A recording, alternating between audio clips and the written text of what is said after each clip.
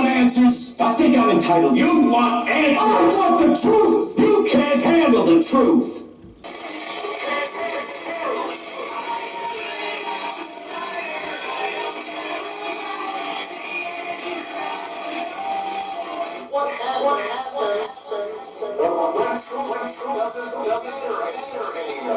Welcome everyone to another episode, a bombastic episode. I gotta put my headsets on. Look, Doc, I'm in such a rush I didn't even put my headsets on.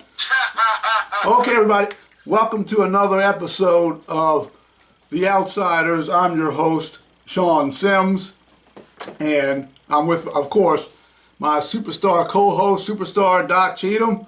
Doc, how are things going? Everything is going marvelous. I'm just leaving a rally that they had for the Congressman Trump, who's running for U.S. Senate. So I guess we'll talk about that a little bit later. Great. And we're also going to have as our special guest, and I hear she's there now, she's running for the president of the City Council, Baltimore City Council, Shannon Sneed, will be our guest. So I guess you guys are at that Trone rally.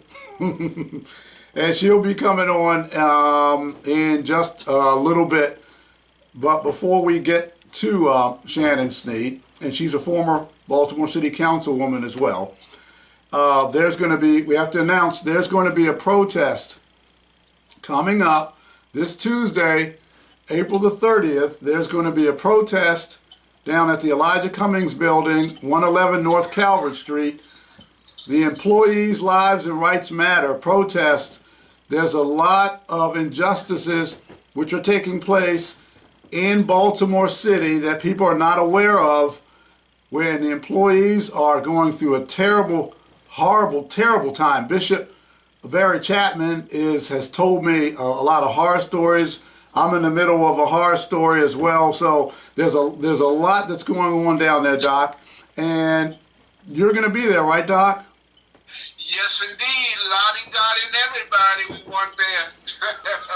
Yeah, we want people to know about it, be there. We're going to have some of the candidates as well who are going to stop by for the protest, and the people need to know. April the 30th, Tuesday at 12 noon, high noon, the Elijah Cummings building. We're encouraging all the candidates, no matter what party, whether they're running as a Democrat, whether they're running as a Republican, regardless of what positions they're running for, we're asking all the candidates to at least make a showing at this event. Yes, exactly, and we put the word out, so people are gonna find out by hook or by crook. People in the Baltimore City and the state of Maryland, because this involves the state of Maryland as well, folks. So they're going to find out what's going on, and I want to, you know how we do. We've got to talk about our sports teams, the Orioles. I mean, I'll start with them. There's Austin Hayes, of course, is an Oriole, and people aren't aware that Austin Hayes has had 45 at bats. Doc, you know how many hits he's had in 45 at bats? 45, I say maybe 20. 45 at bats. Austin Hayes has 5 hits. Now, 5. Now, I want him to do better. I also want Jackson Holliday to do better as well, because he's had 34 at bats and 2 hits. And I'm looking at this. So why isn't anybody talking about Austin Hayes? Austin Hayes played very well last year. He's been in the majors. He's more seasoned, he's older, he's had more time at bats and so on than Jackson Holliday, but it seems like the focus is on Jackson, and there are a few other players who aren't really doing that well. What do you think of that, Doc? Well, I said something last week, and I'm adding on to it this week, and that is, I feel Holliday has too much pressure on him right now. He is an outstanding player, but he's trying too hard. And I really think he needs, as I said last week, needs to be set back down to AAA and let him calm down and come back. The same thing I feel with Austin. You know, when players are not performing, I don't care what you've done in the past. I'm looking for what you're doing currently. And if you're not performing currently, you need to sit down. We got enough players, enough young, good players, that they can replace anyone for a short period of time until they get to be better. And right now, we got two players that are not living up to what we expect. No, they're not. I'm going to have to. I'll say this. I'll give him 5 more games. I say 5 more games, and if he doesn't start ticking up after 5 more games, then I'll say you're going to have to bring him down. But here's the thing with Holiday, as he progressed from A to AA to AAA, he was doing fine. I mean, he was progressing.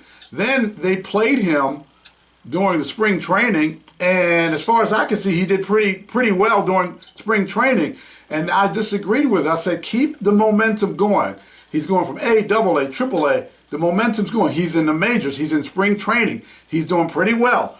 Keep it going. You know what they do? They disrupted the pattern and then sent him back to the minors. And I'm like, no, bad move. Keep it rolling. Then you're going to bring him back up to the majors, and I think that might have discombobulated him because his kid's used to succeeding and moving on, and I didn't see it at that point with the spring training he had.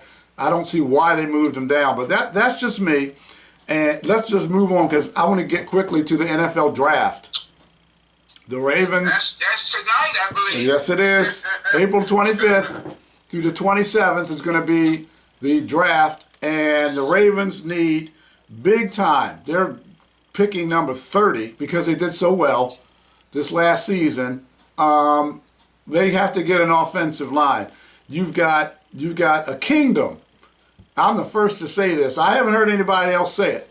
I'm saying it, Sean Sims, on the Outsiders. The Ravens have in their backfield, they did have the Heisman package. I love that name. You had 3 Heisman Trophy winners in that backfield with the Heisman package. Now they have the backfield, they have the Ravens Kingdom. They have a kingdom in the backfield because you have a king, Derrick Henry. His nickname is the King. Okay? And then you have... Well said. Yes. You have a kingdom. And then you have the quarterback who's what? King of the North. That's his nickname. Lamar Jackson, King of the North. So you have a kingdom in that backfield, and that backfield needs protection for the quarterback, and you need blockers for the king, Derrick Henry, the running back king, and you need blockers for him. You need an offensive line, and they need to do a really good DaCosta. Eric, listen up, Eric. Okay, you need to do a really good job in picking your offensive line in this draft. And also, you want to make sure that, I mean, you're going to need support. You're going to need support, and he's going to need support. And that is Lamar. And I understand that one of the wide receivers, I'm forgetting his name, I'm having a mental block, just got Bateman, Rashad Bateman, just had a contract extension. So he's going to have to perform. He's been injured a lot. He did better this year. But what do you think about this draft coming up, Doc? I feel exactly the same way you do. I think we need an offensive guard, an offensive tackle. The greatest thing that any quarterback would tell you that they need that offensive lineman to protect them, to give them the time to actually carry out the plays that they expect to carry out. If you don't have that good offensive line, the guard and the tackle, if you're right-handed, it's the left-handed. If you're left-handed, it's the right-handed. But you need that guard and tackle to protect you. And I think right now, the tandem, when we look at quarterback and the running back, I think we got the best. But you can't have the best if you don't have the linemen to protect them and linemen to open up the holes. So we need a real good guard and a tackle, and I think we need a defensive back. And I think we should go to number 1. I don't want to jinx us. I don't want to say we win this year and we don't win. But I think a guard and a tackle on offense and a defensive back defensively, out of the 8 drafts we have, at least 3 of those should be a guard, a tackle, and the defensive back. I concur. Doc and I are on point. We're right here on that one. And we'll see what happens and hope they do. I'll be watching. And I want to play for you all. Well, actually, before I play this, there was a mayoral forum at Morgan State, WBAL, about a week or so ago, and there was another forum. Now, I'm not even sure where this took place, but I put this out on social media, and others have put this out on social media, and Shifty Sheila's minions, sycophants, just went after me because I dared to put this picture up, and I want to show everybody here on, of course you can see on the YouTube, you can all see it. I want to make sure everybody sees that. Visions of gift cards dancing in her head. That's Sheila. She's asleep. She is knocked out. I mean, she's out. And this picture went up. I thought somebody was playing a game. I thought it was artificial intelligence. And lo and behold, no, she was actually asleep. She is thinking about those gift cards dancing in her head. Well, I may not say she's asleep, but she had her eyes closed. Yeah, well, now let's see. Okay, her head's back. Okay, her eyes are completely shut, and her head's back, and her head's back, and she's sitting in a chair. And I'm going to go out on a limb, everyone. That's why I've got it here on YouTube so you can see. YouTube viewers, does it look like she's asleep, or she's just resting her eyes? You tell me. You tell me. So her minions, they got upset with me. Of course, I do what I do. I can defend myself quite well because I can be a cerebral assassin. Sean, the best way I can analyze what you do, you call it like you see it. I call it like I see it. Like you see it. If it falls, it falls. If it rises, it rises.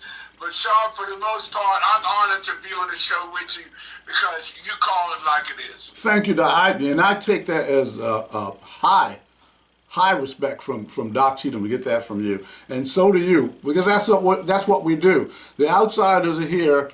I said it from the beginning. I'll keep saying it, and that goes for you. You Sheila Dixon minions, you haters. That goes for all of you. We're here to do two things: chew bubble gum and kick ass, and we're all out of bubble gum. Roddy Piper. So let me go ahead and play.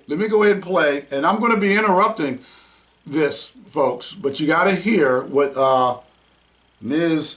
Shifty the Shoe, Sheila Dixon had to say during this, and this is the intro, her intro during this mayoral forum. Let me go ahead and cue it up. Sir, thank you. Ms. Dixon. I'm a mother, soon to be grandmother, a former teacher, and a public servant. As many of you know, in the course of my time in office, I made a mistake. I undermined it. The truth is, I was... Stop. You're a lot of things. And I could go on and name things like embezzler, 12-time indictment, the mayor couldn't finish her term, on and on and on. I can go and say all that as well. But made a mistake? No. This is the type of the lies that people say, where they say they made a mistake. This was planned out. I have folks, friends of mine, who were there at the meeting when it was planned. You hear that, Donnie Glover? Hater. There were people there at the meeting who are personal friends and business associates of mine who were at the meeting when it was planned. It wasn't a mistake. And apologize. She never even directly apologized for taking gift cards and stealing from low-income families. She never did that. Let's go on. Let's go on. Content. Spending my time working in the community. Yeah, you should be content. You should. On my time, I had a private life, and that was my private life. And I love my private life. I love my private life. And these people came to me, and they kept saying, Sheila, you need to run.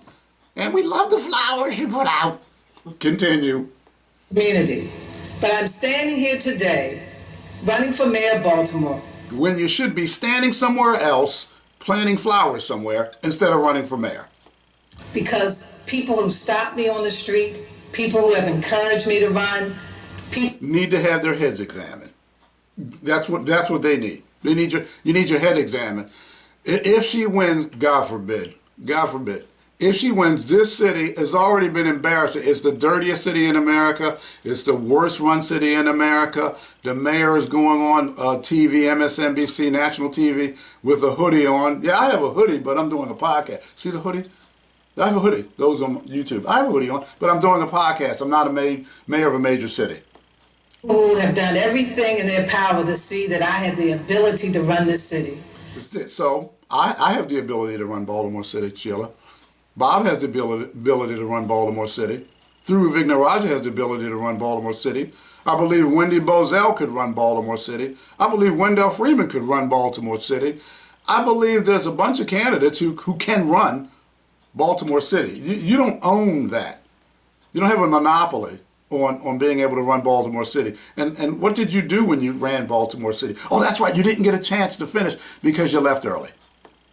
I'm running because 10 years from now, we should not be going around the cycle. 10 years from now, we should not be looking back saying, oh my goodness, we elected Sheila again after the criminal, the embezzlement, and oh my goodness, why did we do that? That's what we would be saying 10 years from now. I'm going to finish out, Doc, because I want to hear what you have to say. I know you're clamoring at the bit. Dealing with the violent crime that we're facing, being the #1 dirtiest city in America, and the most... Yeah, I already said that. And that's my line. Now you're taking my line, Sheila, because I know your people look at my videos. I know you look at my videos. I know you like looking at my videos. I know you do. And you have your minions looking at my videos, too. So now you're stealing my lines. Okay, let's go on. Desperation reeks its ugly head. Unhealthiest city in America. You need someone who's an adult, who can manage. So you're the only person running, Sheila, who's an adult who can manage. We know what you can manage to do. You can manage to run out of office after 3 years. That's what you can manage to do. Can lead this city and direct and work cohesively with our partners in this great city. So no one else can do that. Only you can work with people cohesively. Bob can't work with people. Thuru can't work with people. Only you can do that. See, that's what gets me with this attitude. Let me go on. We're almost finished, Doc. I can hear him huffing. You're ready to go. Let me go on. We have all the key ingredients to be successful. That's why we don't need you there. And we're disconnected because we don't communicate across the city. No. Let's talk about communication. See, you don't communicate because you didn't communicate and apologize for exactly what you did. This is a correct apology. This is how it works, okay? Baltimore, Maryland, the United States of America, I want to apologize for stealing from low-income people in Baltimore City. I want to apologize for putting my city through the turmoil that I did because I should not have done what I did, and that is embezzlement. I should apologize for that. I never should have done that. I never should have done that for the city.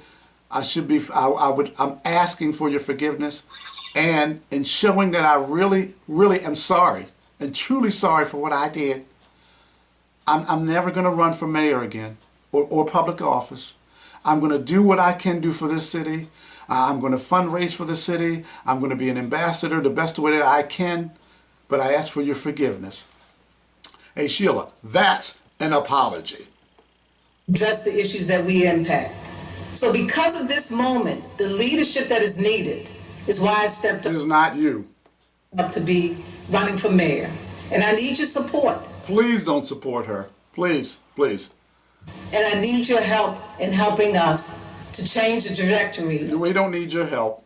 You're not going to change nothing. Baltimore City. Thank you. Okay, Doc. I said what I had to say because when I heard this, I'm like, oh my goodness, I was chomping at the bit to play it. So what do you think of Sheila's diatribe? Tried to involve in this forum about a week ago. What do you think of what she said? Well, I first and foremost say that, you know, God did not make any of us perfect, and we all, you know, are still trying to do more and better. We all make mistakes. Yes, we do. We need to ask for forgiveness when we make mistakes, but we all make mistakes. But, you know, what really irritates me to a great extent, you know, for people to take total credit for things that were done, when in fact I know I was president of the Baltimore branch NAACP. We had an awful police group. We had an all-white fire department. We had city agencies that were not serving us, such as the fire department. And when the NAACP took over under my leadership, we began meeting on a monthly basis with every city agency that had an effect on black people and poor people in Baltimore City. And the thing that really irritates me is that, you know, people are taking credit for that period of time when crime and violence went significantly down. Well, we were meeting with the Vanguard every month. We were meeting with the Justice Society every month. We were meeting with the police department every month and the fire department every month. We were meeting as the NAACP every month with all of these folks to make better what they had done incorrectly. And at no point have I heard any of the elected officials, starting with Sheila, and Sheila, hoping you hear this, at no point have you given the NAACP any credit for us stopping what y'all had done. You were the president of the council when Martin O'Malley arrested over 100,000 people in Baltimore City, and I filed from the NAACP the class action lawsuit that won against what y'all had done. Y'all had done a grave injustice to black and brown people, and at no point have you apologized for that. At no point have you given the NAACP credit for what we did in bringing the crime down. Yes, you may have had an effect on it, but not to give the NAACP under my leadership credit for bringing the crime down, which we done in Baltimore City, in the biggest district in Baltimore City, which is my neighborhood.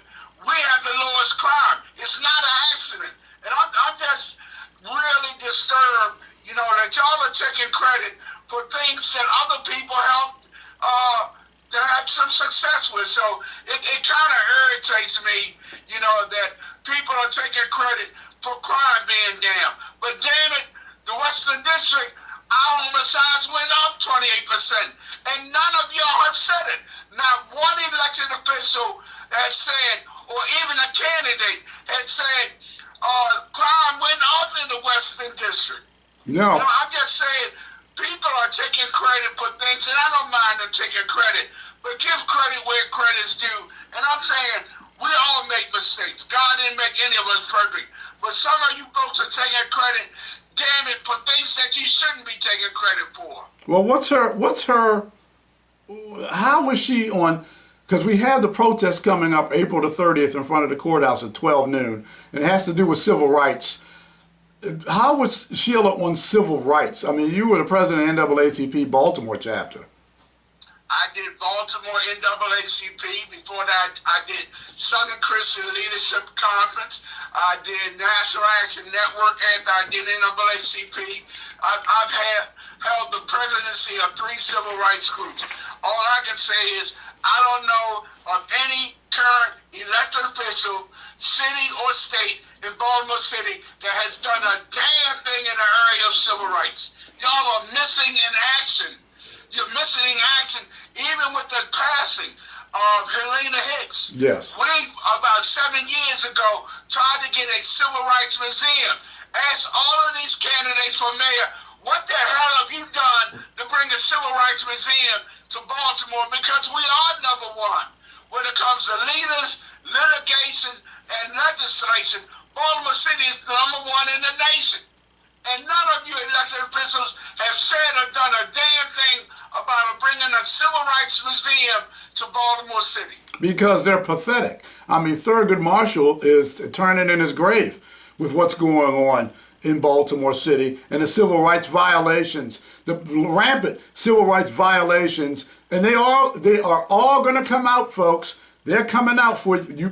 Trust and believe that. So what's been going on in Baltimore and and I have to say this because I have to let people know there is going to be another mayoral forum by WBAL. Jane Miller. I'm sorry. Jane Miller is going to be moderating at the Lord's Church, 6 p.m. to 9 p.m. The Lord's Church, I believe it's 5,000 block of Park Heights. I'm going to be there for that, and I believe Shifty Sheila is going to be there as well. The other I don't think Brandon's going to be there. Brandon seems to be got challenged by Wendell Freeman. Oh, I got to bring Wendell Freeman challenged Brandon Scott mano a mano to a debate, and now Wendell has no experience really in a political arena, and I guess Brandon didn't answer chicken out for you candidates out there. Why don't you challenge Brandon Scott, the mayor, in a debate straight up? Because he's yellow. He's going to run. That I got to throw that out there. But Doc, because I want to get to, and you're gonna, I mean, you know about this, but I got to bring this up. What's going on with the Afro newspaper, and hopefully Shannon will be calling in soon. The Afro newspaper is endorsing Pigpen, James Torrence, the dirtiest district, District 7. They call the trash is not there. He's not taking care of the trash and the refuse and the rats that are in District 7. It's the dirtiest district in the dirtiest city. The most calls for trash and refuse. Pigpen, Afro newspaper is endorsing him. What do you think of that? Well, let me say this. I am a subscriber, have been for quite a while, of not only the newspaper, but also the internet document. So I don't want folks to say I'm saying something I should not say. I did receive the endorsement when I ran 8 years ago. Thank goodness to the interdenominational ministerial alliance, they endorsed me. But I will say this, and I think the question needs to be asked publicly, and this is not an attack on the Afro. I send as much information to the Afro. Oh, I think that's Shannon. Doc, I think it's Shannon. Hold on, I want you to finish that. I think Shannon, I think we've got Shannon Sneed, I believe. Shannon, is that you? Yes, this is me. Okay, well, the outsiders welcome Shannon Sneed. Doc, did you two see each other at this Trome thing? I did see her very briefly. She was kind enough to walk to the table where I was seated. So it was an honor to see her there. I'm anxious to hear what she say, and I'll cut my words off with this. I'm asking the Afro to come on this radio broadcast that you have and answer the question, did you get money? Did you get money that influenced you to endorse the people that you did in the Afro? My question is, did money have an influence? Did money have an influence on who you endorsed and did not endorse? Because I'm very disturbed with the endorsements that you have. And that includes, I thought the insult that the Afro gave us to give someone an endorsement that hasn't done a damn thing for the district that he is the councilman for. And I'm glad to say I have Tory Rhodes' sign on the side of my door of my car, because the Afro, you need to explain. You need to explain how James Torrence, who would not come on your radio show, Afro, because he didn't want to debate Doc Cheatham on what a food desert is, because he didn't know. Ow. And you endorsed him? Ouch. Afro, you need to explain, did the money affect you between Torrence and State Senator, what's his name? I I forgot the boy's name. I'm so damn upset. Hayes, Antonio Hayes. Antonio Hayes. Pumpkinhead. We need to bring the echo on to say, did you get money? Did you get money from the person that is supporting James Torrence? And I'm talking about Antonio Lying Hayes. I said yes, lying about the skateboard issue. Well, I heard it was $500,000 for some archives or something to that effect that the mayor gave to the Afro some mansion. They want to rebuild some mansion so that they can have a location. But we're gonna talk more about that. But we have Shannon Sneed. Shannon, you came in and called when things were getting hot. So we have Shannon. We've got Shannon Sneed on, and Shannon, I want to ask you a question, and that is, with your campaign, I know you were a former city councilwoman. Your mutual friend, our mutual friend. She was a good city councilwoman. Yes. And our mutual friend, I don't know if you know this, but Sarah Matthews is a friend of mine. And before you got in, we actually had lunch, and she told me, she said, Shannon Sneed, I think she's going to get in. I said, good, great. And she gave you nothing but kudos. But when you do get in, with your campaign, what do you want to do when you get in? Your first 30, 60 days, what do you want to accomplish?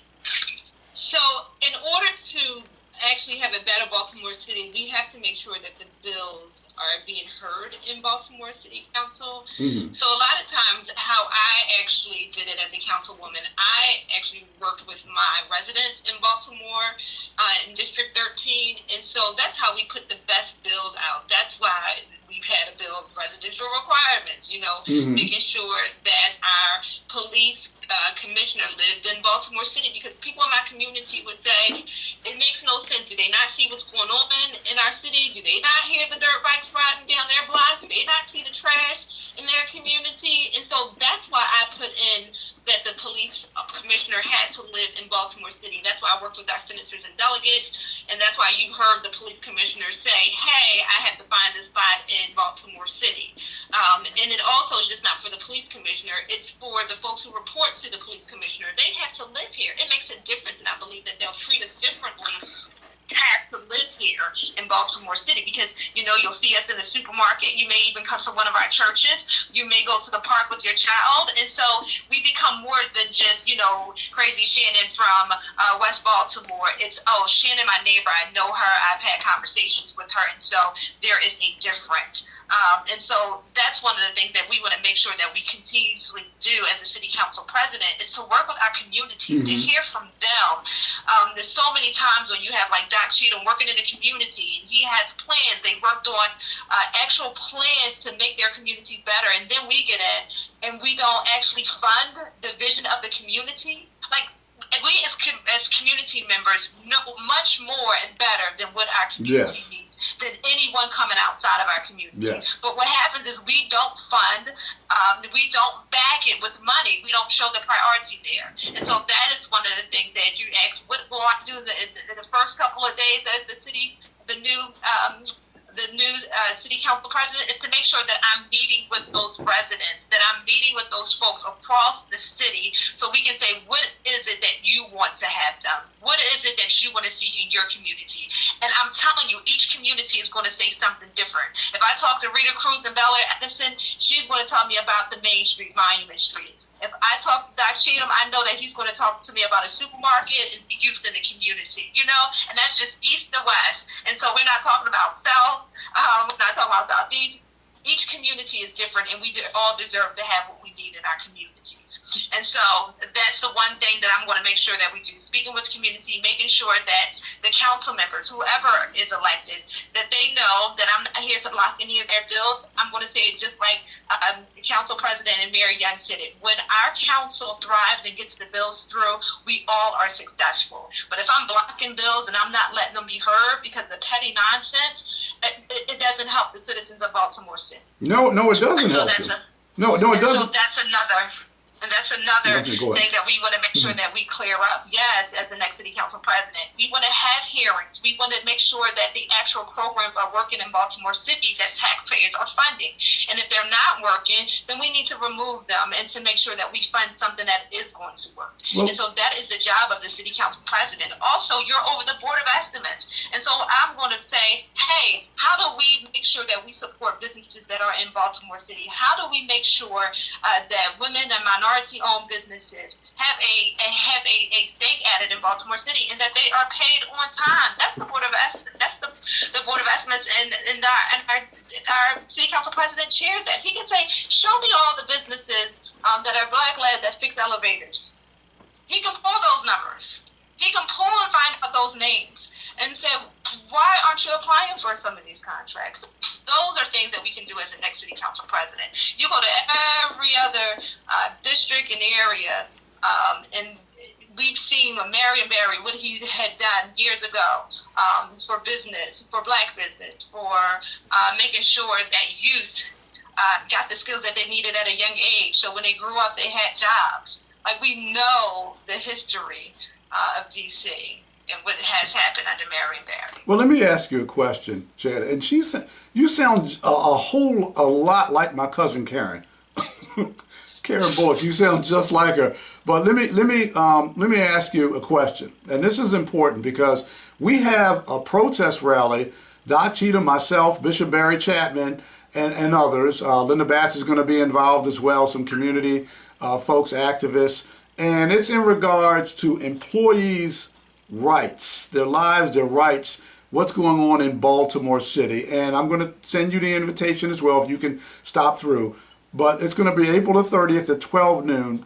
And as a president of the city council and what goes on with Baltimore City, I have gotten in contact with everyone on the city council in regards to the rights that are being stripped, Title VII, 14th Amendment rights and so on, due process, that are being stripped in Baltimore City of employees. What, if you're the president, what would you do in regards to that? Because this is going on and it's rampant in Baltimore City.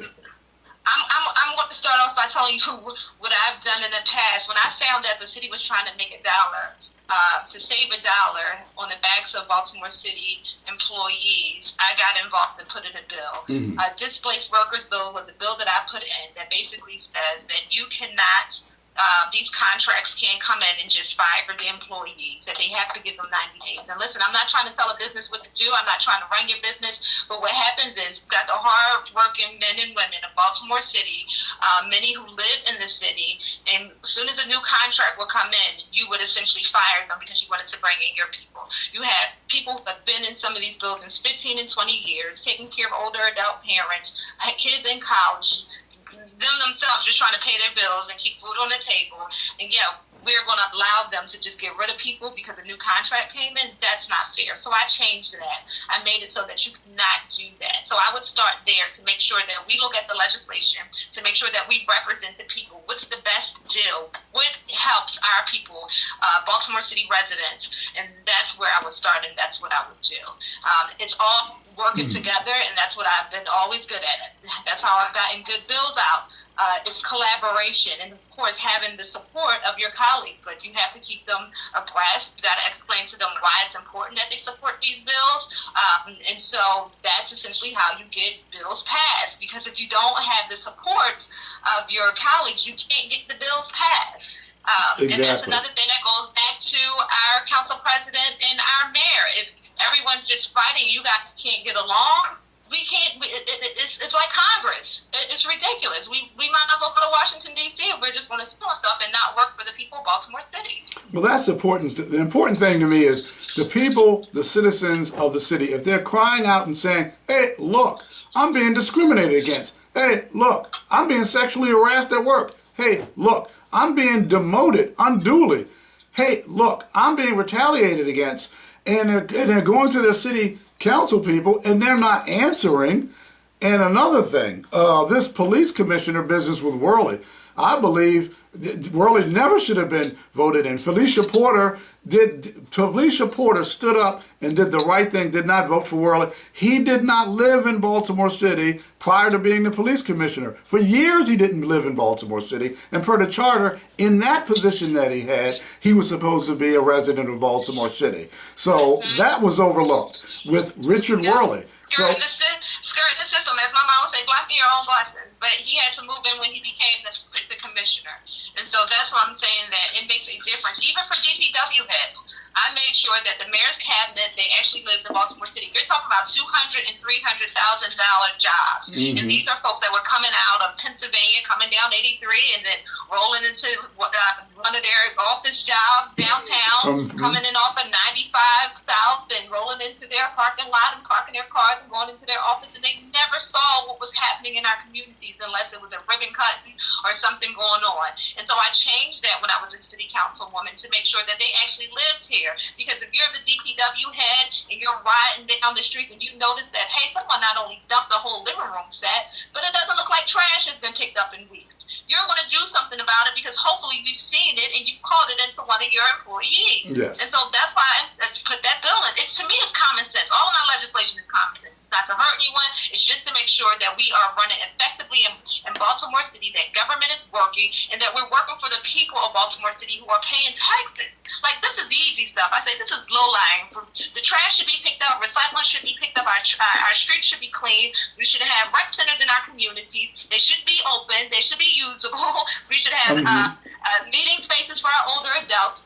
Why not? This is simple stuff. Simple stuff. And speaking of mismanagement and speaking of this, Baltimore was said to be or voted to be or however it came about, Baltimore is the worst managed city in the whole country. So what would you do in order to, as a president of the city council, and and by the way, let me point this out. This came out under Nick Mosby being the president of the city council. Baltimore is the worst mismanaged city. This came out under Brandon Scott being the mayor, okay, of the city as well. So as president, how would you manage things better? Because that's what the point of a hearing. That's why we have the ability to hold hearings to say, well, show me what happened this week. Let's compare it now to the next week. Well, how many people did actually get trash picked up? How many did not get trash picked up? What is the reason? That's what I'm saying. To me, it's just accountability, but asking the questions, holding the hearings to ask the questions. And it's not to embarrass anyone. It's just to make sure that government is running better. And that's all we've asked for as Baltimore City residents. I'm not in office, but I'm frustrated when my recycling and trash isn't picked up. I'm like, this is ridiculous, because now it leads to the neighborhood being dirty. It leads to rats in our community. And we know all that stuff is not healthy. It's not healthy. Well, and so why do our children have to walk through it? Why do our older adults have to walk through it? And I'm a one-car household, so I do a lot of walking in our communities. I get on the train at Penn North. I get on a bus sometimes to make it down to make it down to stores down there. I walk to my Diamond Mall because that's in my neighborhood. So I'm like, I try to support the stores in our community, and I try to actually make a difference by walking the streets of Baltimore City and not just riding through the streets of Baltimore Well, City. Doc, what questions do you have for Shannon? You know, the chopping at the I know you have. let me first say this, and that there are three candidates that I know of that are running for the presidency of the city council. And Matthew Henson, we've set the tone and direction for other communities for the last 10 years that we do questionnaires. And on the basis of a questionnaire, we determine who we should or should not vote for. There's no question that we're going to support Shannon Sneed. First and foremost, she got an 85 out of possible 100, which is an excellent grade in answering our questionnaire issues. Guess what? Z-Corn, not a damn answer to our questionnaire. Nick Mosby, not a damn answer to our question. So not only did Shannon do well, her record for introduction of bills we looked at very carefully. She got an A+ on the introduction and passes of bills, but she answered answered our questionnaire, but then she was even vocal enough to call me on a couple occasions to talk about what we wanted to do with a food market. So there's no question. We are strongly suggesting that neighbors all over that you judge the candidates on what they've done and not done and how they respond to you. Shannon gets an A+ with us, and I strongly encourage our residents to support her. That's the same reason I can't vote for Brandon. He didn't even show us the respect to answer the damn question. Sheila Davis, Wow. your damn people didn't answer it either. Sheila Dixon? So we Okay. went with Bob. We went with someone that answers the questions and does an excellent job in responding. Shannon, excellent response. Keep doing what you're doing, and you're going to have an excellent record in the introduction of bills. Well, Shannon, I mean, that's a lot of kudos from Doc Cheatham. Right. I know. I never listened. Listen. I just try to do it right. I am honored that She never heard this before. No, I've never heard. But here's what will help for us to win this race, because it's a close race, and we don't have the money that the other candidates have. But we're okay with that because we're not taking any money from developers and the businesses. We are a public finance candidate, and so that means that people can donate individually. And when Baltimore City residents donate individually, it is matched from Baltimore City. This is something that we voted on. The people asked that we take big money out of campaigns. And so this is the first time that we're able to become public finance candidates. So I'm asking everyone, if you have $5 or $150, that you go to Shannon Sneed, SNEED, the number 4, Baltimore.com, and donate. $5 turns into $50. Wow. $25 turns into $250. And I'm so excited that we're like Shirley Chisholm. We're unbought and unbossed. So that means when I'm the next city council president, as long as Doc doesn't leave me, right? That's what I've always told my residents. Now, don't vote me in and then leave me and won't come down and work with me to get some of this stuff through and pass. But when I'm the next city council president, I would be honored to work with Doc Cheatham, because we want to make sure that we have supermarkets in our community, that our streets are clean, that we have folks that are being hired in our communities, that we can fix up our main streets, so actual businesses can go there. That is what we have, the representatives from our community sitting at the tables with us. Well, that's great, Shannon. Terrific. For Baltimore.com. Okay, that's Shannon, SHANNON, Sneed, SNEED, the number 4, Baltimore.com. Shannon Sneed, thanks for being on The Outsiders, and I'm going to definitely give you a thumbs up on what you're doing as a candidate. And folks, you have someone here who's a quality person, who's going to do an excellent job as a president of the city council, and I believe that you should give her your support. Shannon, thanks a lot. We appreciate you coming on The Outsiders. Thank you for having me on, and you go and you donate too. It makes a difference, and tell everybody. Okay, we'll let everybody know. Thank you. Have a good day. Take care. Bye-bye. Bye-bye. Doc, wow. Yeah, I mean, she's the real deal. She's a real deal, and you know what? You don't expect folks to go outside of their boundaries, but when you have folks that are running for office, you have a current president of the council, current councilman who's running to be the president, and neither one shows community respect by even answering their questionnaires, coming to their meetings and talking to them directly. So, I like Z.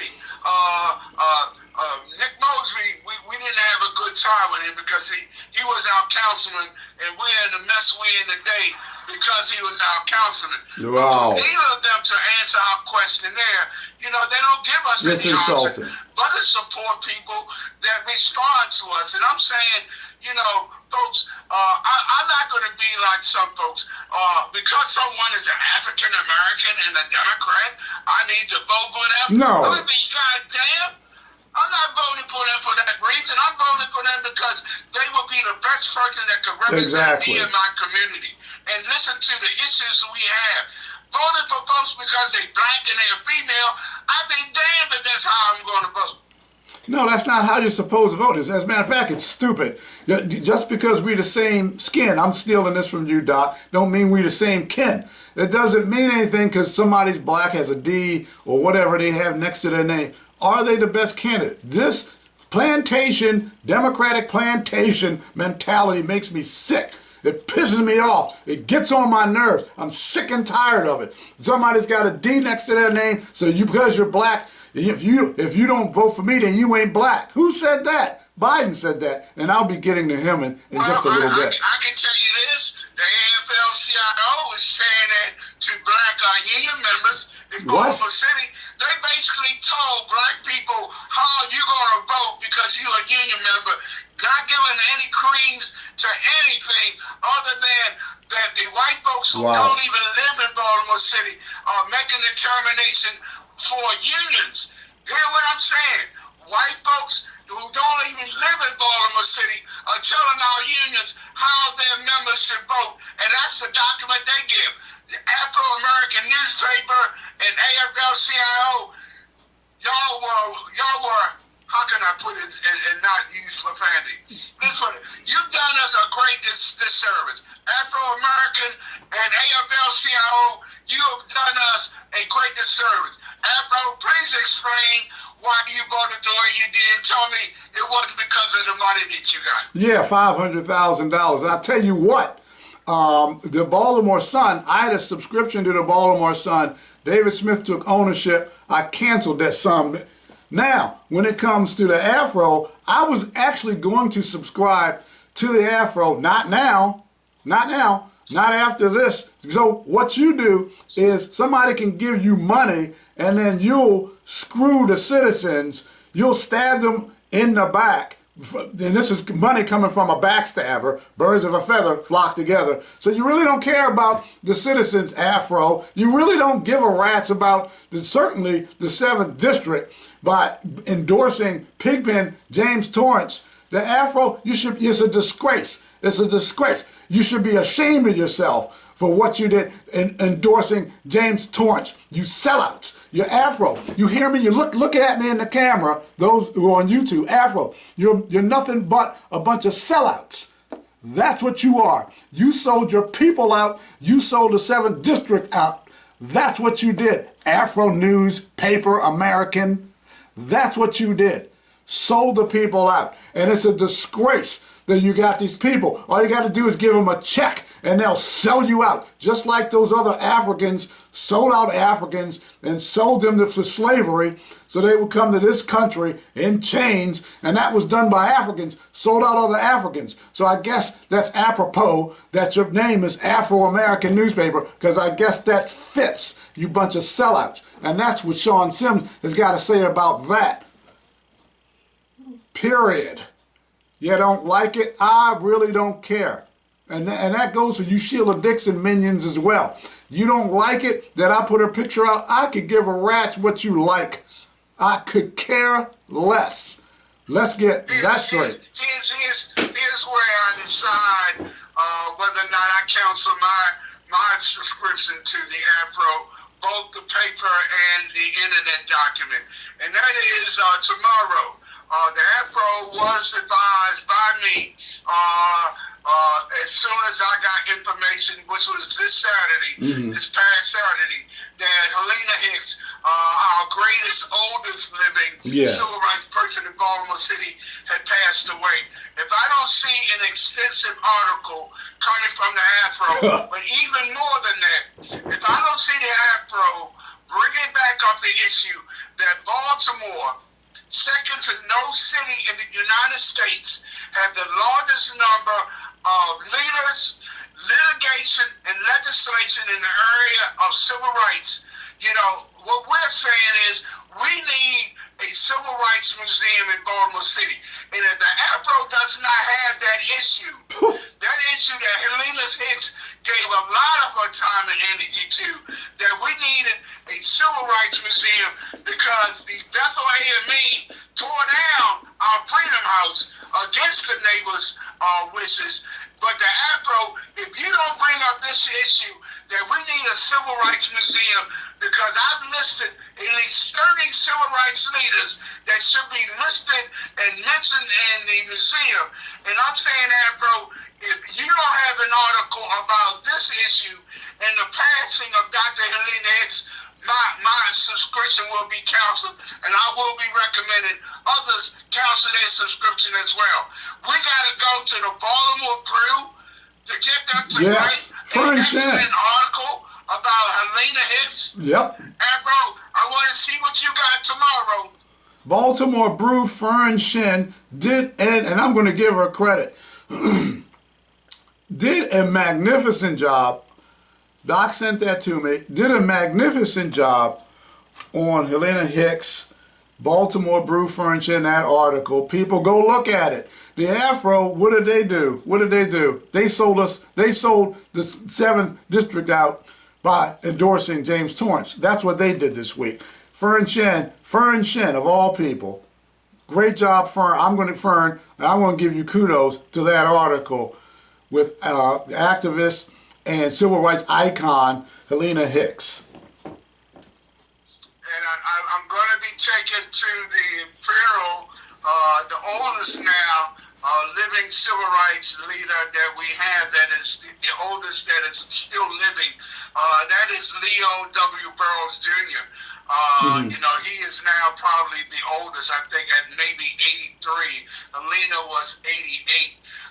But I said to a representative of our controller, the controller's on call to tell me when I come and pick up the proclamation coming from the controller, I'd be goddamn if I'm going to come to the controller's office. He need to bring his white-looking ass to the freedom and himself give the damn proclamation. I'm not going to deliver no damn proclamation and you won't take a position on the Civil Rights Museum. Oh, that's somebody else's job. I think is that what he said? You're on the Board of Estimates. You need to bring up this issue about a Civil Rights Museum. You're talking about Bill Henry? I'm talking about Bill Henry, yes. Big Bill Henry. I'm talking about half white, half black Bill Henry. Oh, boy. That's what I'm talking about. Hey, Bill, I don't know what you're doing. You need to get off your big hindparts and do the right thing. I don't know what you're doing. He got a free walk into the election. Yeah, and he does. And, of course, nobody's running against him. So, oh, my goodness, Madon, another one. Anyone should be introducing legislation to get us a Civil Rights Museum that we fought for with Stephanie Rawlins Blake was the mayor, and she dropped the ball. I'm saying, folks, there is no city in Baltimore City that has a greater historical history or civil rights than Baltimore City in the greater Baltimore area. And for us not to have a Civil Rights Museum, I've listed at least 30 individuals that should be recognized in the Civil Rights Museum, not counting all the bills and legislation and leaders that we have that come through Baltimore City. And I'm saying, you know, if you're on the Board of Estimates, if you're a member of the City Council, you are an embarrassment that you're not allowing us to bring history, because our kids, once a leader passes, and now that Leo is the oldest, once we lose these folks are not even going to know who the civil rights leaders were. Because they don't care. Because they're black folks that, oh, we made it now, so we made it, so we're going to do our thing. They don't care nothing. Baltimore City doesn't care nothing about civil rights. This is an anti-civil rights city I've ever seen. Let me close with this. I did, as a past president of the NAACP, I did go to their Zoom meeting, and I'm happy to say they voted unanimously to bring this issue back up, the issue of us having a civil rights museum. So I want to commend the first vice president and the NAACP Baltimore City branch for accepting my suggestion that the NAACP take this up as an issue. But I'm saying to the members for the City Council, I'm asking for all of your resignations. If you don't see the necessity in Baltimore giving credence to the great civil rights leaders, litigation, and legislation that was introduced by folks from Baltimore City in and around the Baltimore City area, you know, we're losing out. There is no city in the United States that has done more in civil rights than Baltimore City. And the fact that we don't have a museum, that's why people for years thought that North Carolina had the first student sit-in. It wasn't until 1960. But Baltimore State University had the first sit-in in 1955. 1955. I read that article from Fern. I didn't even know that in the Baltimore Brew. I didn't find that out in the Afro. It took me to write a issue to the NAACP nationally to say that North Carolina should not be getting the prestige of having the first student sit-in. That it was in 1955, Baltimore City, where Rena Hicks was one of the rabble-rousers that had that sit-in demonstration. And then sit-ins began to be popular. What you see the kids doing right now, about Israel and Palestine came from 1955. The kids started talking up about what is going on and not going on. Well, that came from 1955, folks. Doc, you're correct. That's when it started. So the credit should go where it's due. Baltimore and what's going on with the civil rights.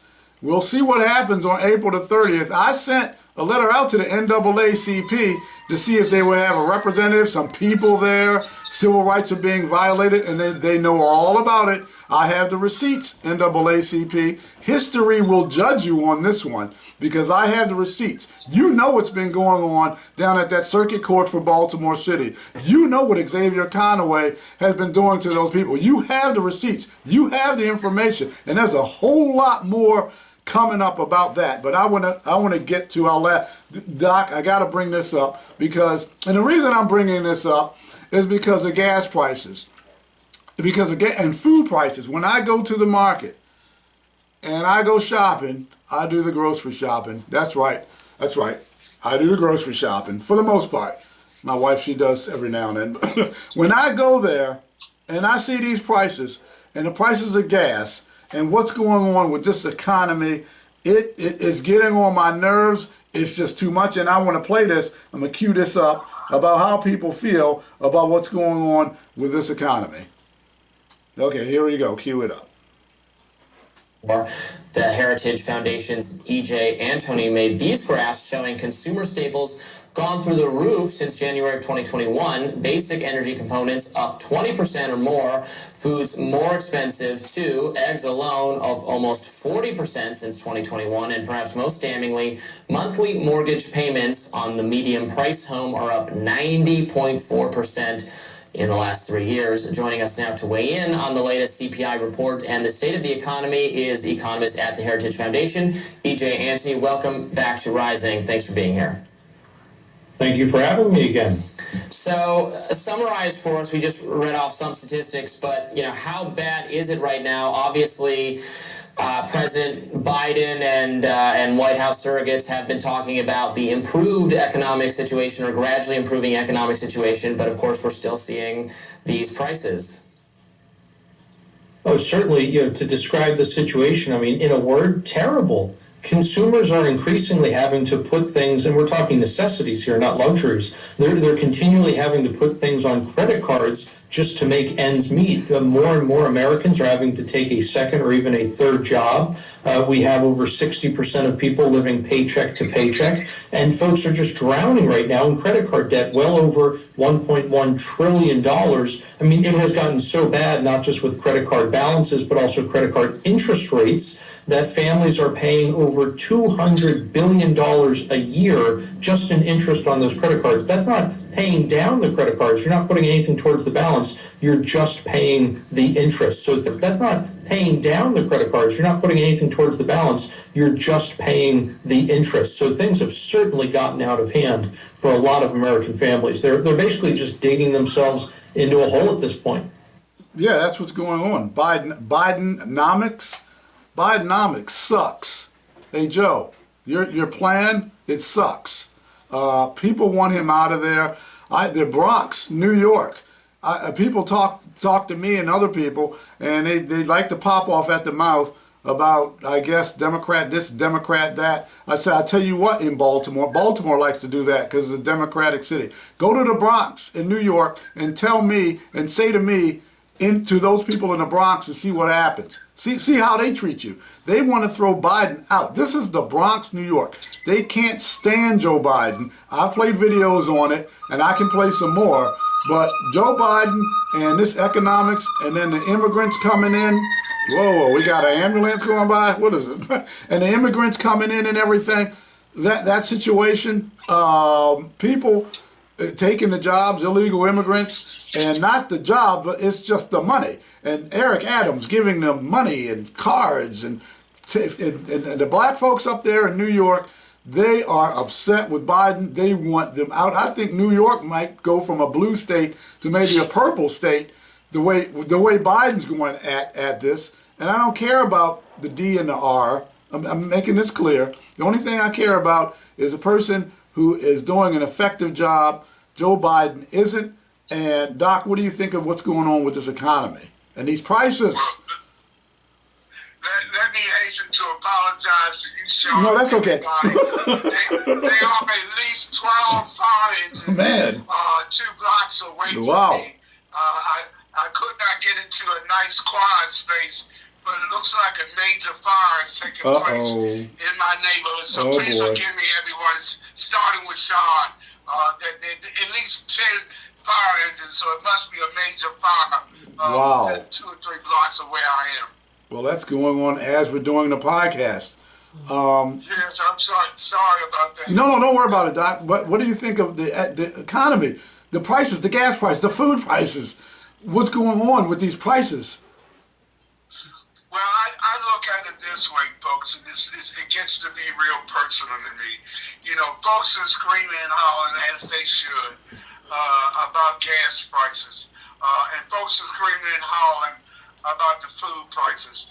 But I live in a neighborhood where life expectancy is age 70 compared to 85 in Roland Park. So, you know, I kind of put into perspective, you know, whether or not a food price is hurting me when I don't even have a food market. You know, so some of you folks that are listening to us, oh, you know, it's so terrible. Food prices are going up. Gas prices are going up. But we don't even have a food market. They have a high price. And y'all don't care. Y'all don't care about us poor folks and the issues that we have. Y'all middle class folks care about the issue that you have. But our life expectancy is 15 years shorter because we don't even have a food market to get high food prices.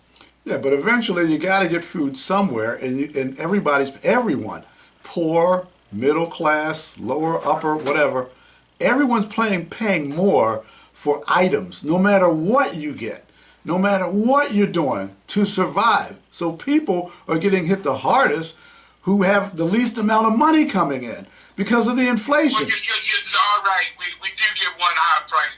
We do have also the highest illegal drugs in our neighborhood. Yeah, well, that too, with the fentanyl coming through, and that situation. But here, people need to know this situation is getting worse and worse. And I'm going to play this. This is what happened. Maybe people, and this is not a joke. I'm not doing this as a joke, but this truly happened. I'm not making it up. I'm not taking clips in order to make a fake audio or anything. This is for real, and I gotta play this. This has to do with our president. And my uncle, they call him Ambrose, they call him Bozy. My Uncle Bozy was a hell of an athlete, they tell me when he was a kid. And he became an Army Air Corps before the Air Force came along. Which took us single engine planes as reconnaissance over war zones. They got shot down in New Guinea. And they never found the body because there used to be a lot of cannibals for real in that part of New Guinea. That was President Biden during a speech at the United Steelworkers headquarters in Pittsburgh, where he suggested that his uncle, Ambrose Bozy Finnegan, who was a World War II veteran, was probably eaten by cannibals in New Guinea. However, the Pentagon says no, he probably was not eaten by cannibals. The Defense POW MIA accounting agency said, first of all, Finnegan's plane was not shot down in New Guinea. It was on its way to New Guinea when it went down for quote-unquote unknown reasons. According to the DFAA, both of the plane's engines failed and the plane plunged into the ocean with only one of the 4 crew members surviving the crash. The 3 lost crew members were never found because they drowned in the ocean. So Peter Doocy questioned White House spokesperson Karine Jean-Pierre about Biden's account, and she seemed to struggle finding a response. Second Lieutenant Ambrose J. Finnegan was a war hero, but the Pentagon says, for unknown reasons, the plane was forced to ditch in the ocean. Both engines failed at low altitude. Why is President Biden saying he was shot down? There's no evidence of that. And why is he saying that his uncle was eaten by cannibals? That is a bad way to go. He lost his life. It's not. Look, I'm not. We should not make jokes about this. Wait. President Biden said that his uncle was eaten by cannibals. I mean, your last line is for a laugh. It's for a funny statement, and he takes it. Funny how? How is that funny? What do you mean I'm funny? What am I, a clown? What, do I amuse you? What do you mean funny? How do you mean funny? What is she talking about? This is what the president said. He said it. He's the one that's talking about cannibals ate his uncle in World War II. Okay? He said that. So Peter Doocy is doing his job, Karine. So I don't know what you're talking about. He's trying to be funny. Doc, what's going on there with the situation with the fire? Fire is directly around the corner from me. I live in the 1600 block of Appleton. There are 10 fire engines in the 1600 block of Monroe, which is directly around the corner. The cars are having to use my street to get, they can't go down Monroe Street, which is US Route 1. It's a block and a half around the corner from my park, but it's directly around the corner from my house. So I'm actually in front of my house at this point. But all the cars, there may be 50 cars that are lined up in my block because they're using my street as a detour. Street, yeah. I'm praying for my neighbors. I gotta go find out when we finish the show, whether or not anyone has been injured or anything. But it looks like at least 10 fire engines are in the 1600 block of North Appleton Street, which is directly around the corner from our own house. Well, you go ahead and do that. We're going to end now anyway on that note with the cannibalism and Biden and whatever's going on in his head. And go ahead and see what's going on and let me know. I'll call you later. But you go ahead and go and do that, and I'll talk to you later. Thank you. God bless everyone. Okay, take care. Wow, Doc's got a situation with a fire going on. The NAACP and lost their daggone mind endorsing James Torrence. The situation that's going here in Baltimore with the mayor's race.